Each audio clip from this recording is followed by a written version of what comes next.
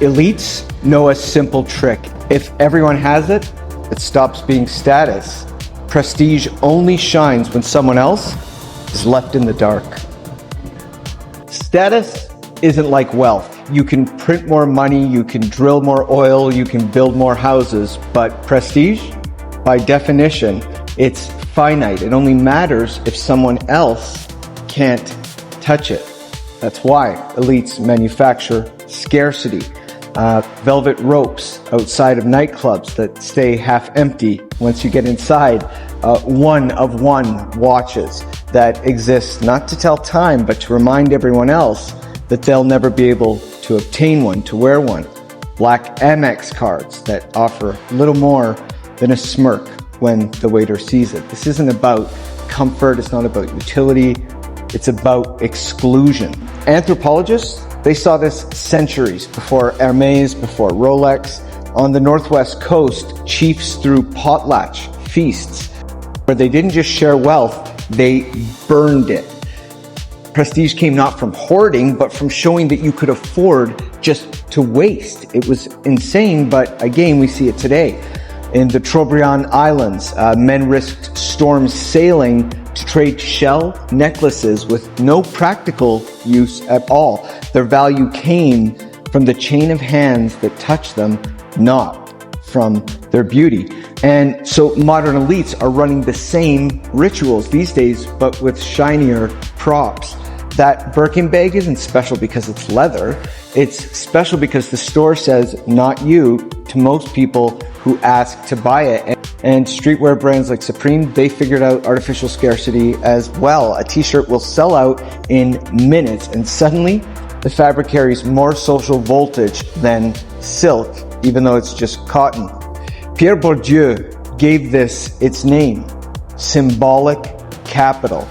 Prestige is recognition. You can spend like money, but unlike money, it disappears the moment that the crowd stops believing in it. And that's the hidden edge of scarcity. It creates desire, but also fragility. If everyone has it, it's worthless. If no one wants it, it collapses.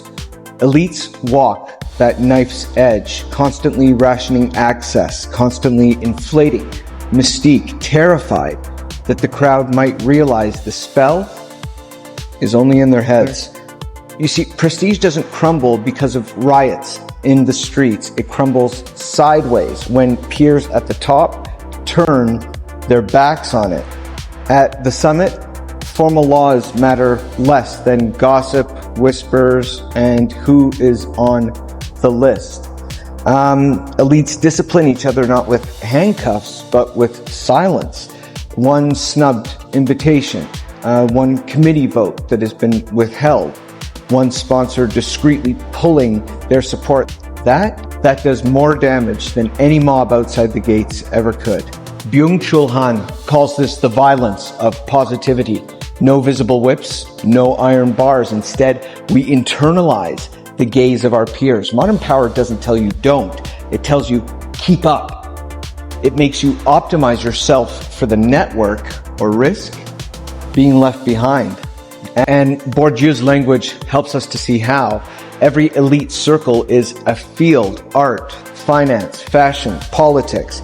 Each field has its gatekeepers who consecrate legitimacy.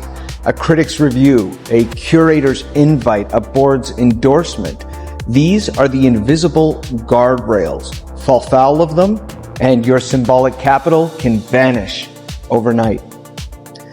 Look at fine dining, for instance. A chef can spend decades building a restaurant's prestige only to watch it collapse when the Michelin Guide withdraws that precious star. Or take academia.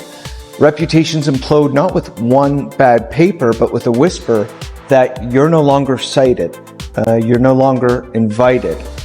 Even in business, it isn't the regulator that terrifies a startup founder. It's a quiet word among other VCs, other venture capitalists, that your name has become radioactive. The real punishment isn't protest, it's ostracism. The riot is a rumor. So To most people, prestige looks like something that elites own: crowns, titles, seats in parliament, blue check marks. But strip away the audience and it all just evaporates. A crown is just hammered metal until someone kneels. A title is just ink until other people treat it with reverence and respect. Even the blue check on social media was exposed as an empty icon when everyone started being able to get one and people stopped treating it as valuable. That is the paradox. Elites look independent, but they're hostages. The prestige that they enjoy exists only because their followers and their fans and the people around them, their subjects, recognize it.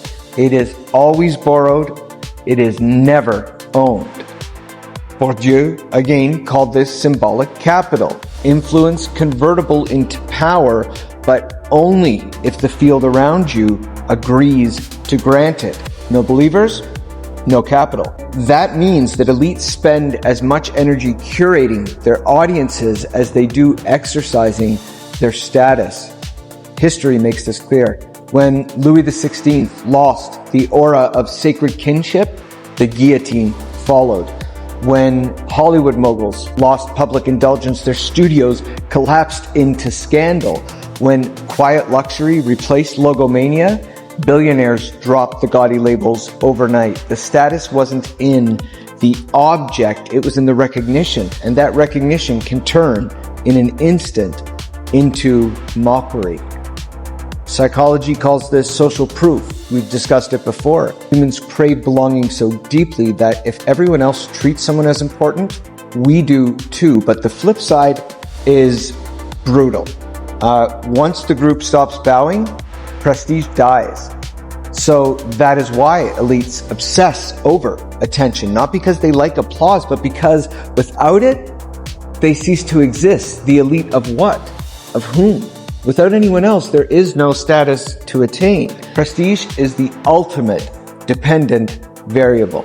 See, elites look permanent, like statues carved from marble, but prestige isn't marble.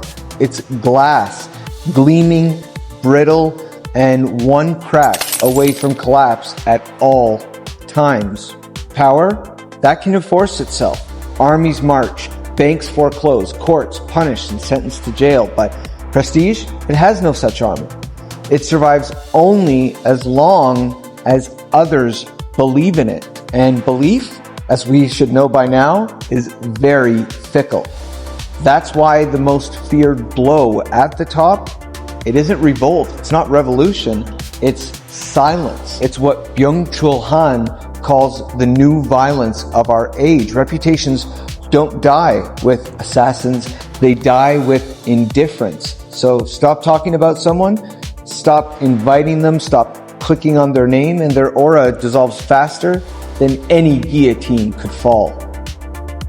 History is littered with these implosions. We should know this by now. The Sun King himself, again, Louis XIV, built Versailles to radiate sacred monarchy, but when the court stopped playing along, the crown turned into costume jewelry.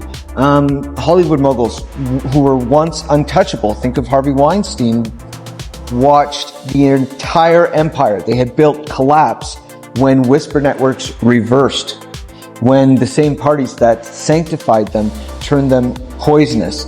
And in our own time, influencers with millions of followers have simply vanished within weeks. One algorithm tweak, one scandal, and the crowd evaporates. Yesterday's God becomes today's ghost. Pierre Bourdieu would say this is the risk of symbolic capital. The moment that the field withdraws its recognition, the asset, it devalues to zero. Prestige doesn't depreciate slowly, it disappears, it dissipates. So while elites may look untouchable, they're really in constant fear. Every smile, every ritual, every velvet rope is a hedge against fragility. They can't afford for you to stop believing, because once you do, the emperor isn't just naked, he's irrelevant. We know elites exploit scarcity, peer policing dependence, fragility, but none of it would work for them if psychology, our psychology, didn't make us vulnerable to that gain. So we are wired for status anxiety. Social comparison, it runs in our veins. See someone elevated and our brains light up with envy, admiration, or both.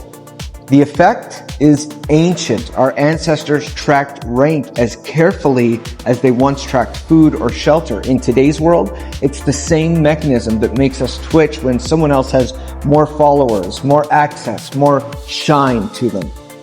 The scarcity effect drives it even deeper. Psychologists show that when supply looks limited, desire spikes, even if the thing itself hasn't changed and has no practical value. Elites know this. They dangle limited drops, invite-only access, last chance sales, not because they can't produce more, but because your brain mistakes exclusion for value, hard to obtain for value. Then there's the concept of social proof. Humans look sideways before we look inward. And that means that if everyone else treats someone as a VIP, we will go along with that. Belonging trumps judgment.